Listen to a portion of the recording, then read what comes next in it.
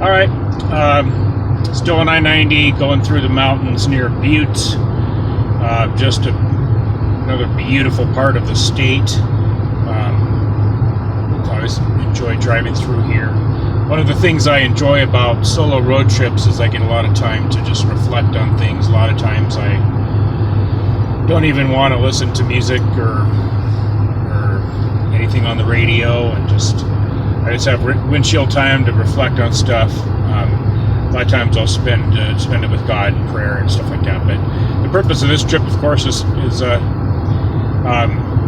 my dad, and thinking about memories growing up and just reflecting on different stuff. And so none of this is scripted. I just have some general thoughts that I get on here and talk about them a little bit. But I was thinking about intentions, and as I mentioned earlier, we all have good qualities and we all have bad qualities, and if you look for the bad, you're going to be sure to find them, and if you look for the good, you're going to be sure to find those and in people.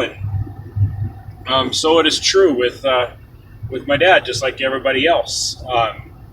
He had a lot of bad qualities that weren't good. Different ones than my bad qualities. But I didn't know my Grandpa George, his dad, well enough to know really how he was. So I don't know any of his bad qualities or anything. He had a lot of cool, good ones. I'm going to talk more about him later on, about how he got a Purple Heart in the Army and all that. So, but anyhow, we all have good and bad qualities, and then there's also the matter of intentions. And sometimes we have the absolute best of intentions. I can just speak for myself with this. Sometimes I will have the best of intentions, not wanting to, do anything wrong or give anything, false impressions or whatever, but that ends up happening. I end up either not doing what I should be doing or doing what I shouldn't be doing. The Apostle Paul talks about this in the Bible. The fact that we do that, and sometimes even though I might have the best of intentions in a situation, it doesn't turn out like I had planned, or whether it's my actions or whether it's actually the perception of stuff. Well, I know that was also the truth with my dad. He loved his children. I was privileged enough to be able to see his heart in a lot of cases. And my dad was a hard man that didn't show his feelings and his emotions much. Other times, he would let his guard down. Maybe with me, maybe not with others. I don't know, but I got to see his heart and experience his real love, even though he had a hard time expressing it. And I see that quality in myself. There are times when, if you've ever been in a situation like that, where you've had a strong personality, whether it's one of your parents or somebody close to you, that you sort of inherit their characteristics in a sense. I've inherited some things about my dad that I don't like for example, stress. My dad was somebody who was very easily stressed. He would start stressing about something and he couldn't let it alone. He couldn't just put it out of his mind. He would stew on it for days on end. And I don't think I'm that bad. But maybe my wife or kids might say otherwise. But I'm prone to stress as well. I've talked about it. The one thing that I have that my dad never had until literally his last 3 months of life is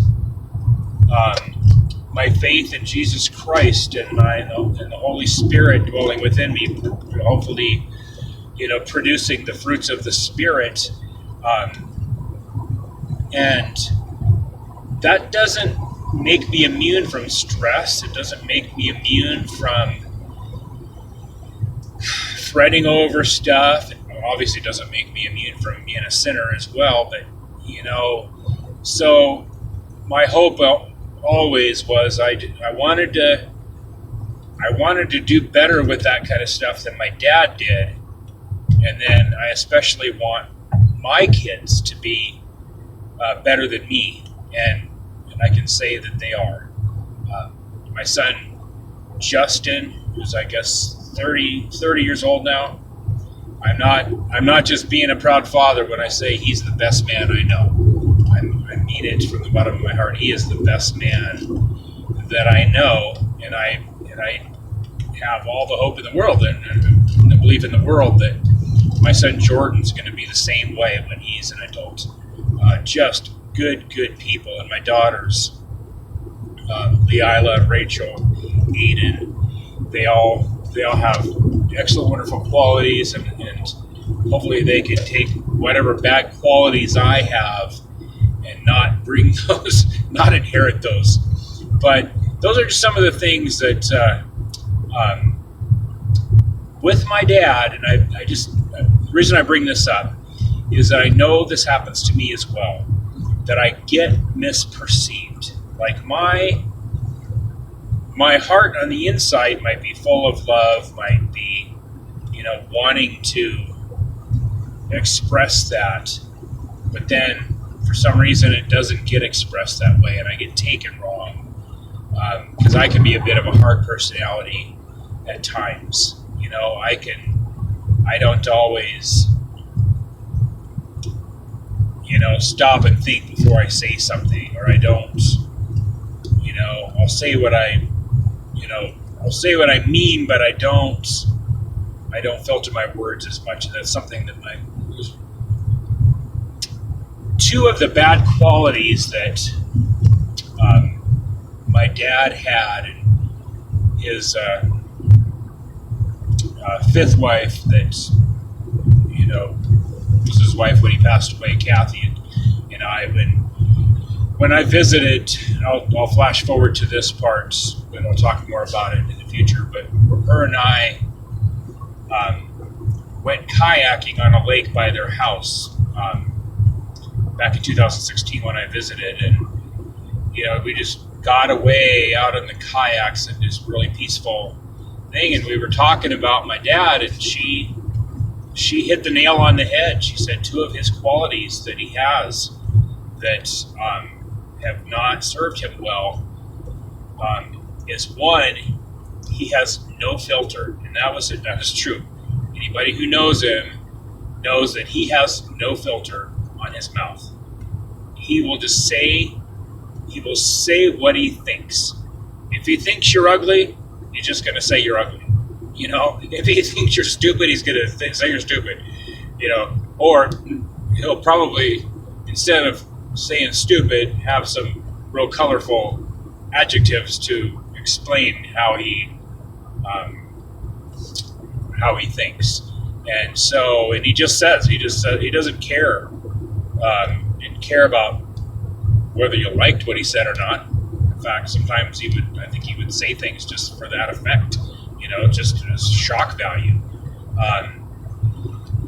And a lot of times I think it was almost a defense mechanism on his part, that he just built this wall, and he uses words sometimes to do that. He would, I've been the recipient of that many, many times. But the other quality that he has that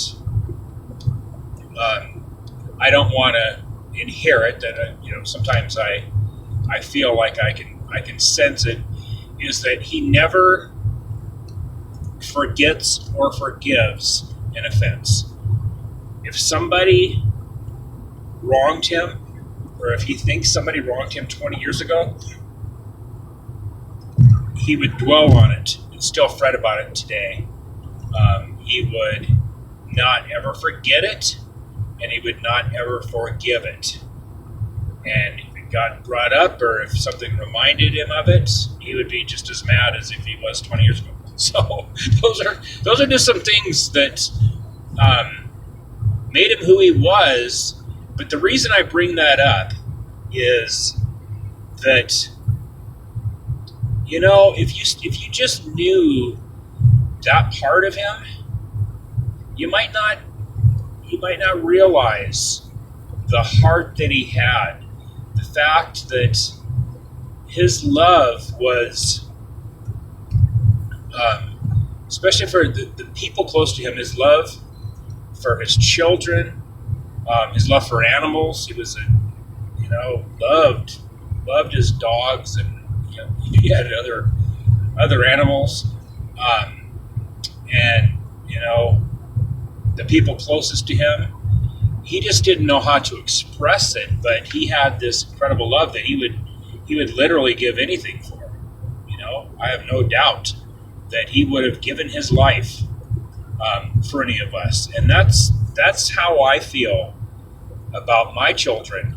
And I know I don't express it the way I should, but I would die for them today if it came down to it, and I would have no hesitancy. That's how I feel. But anyway, I just say that because we all have good and bad in us.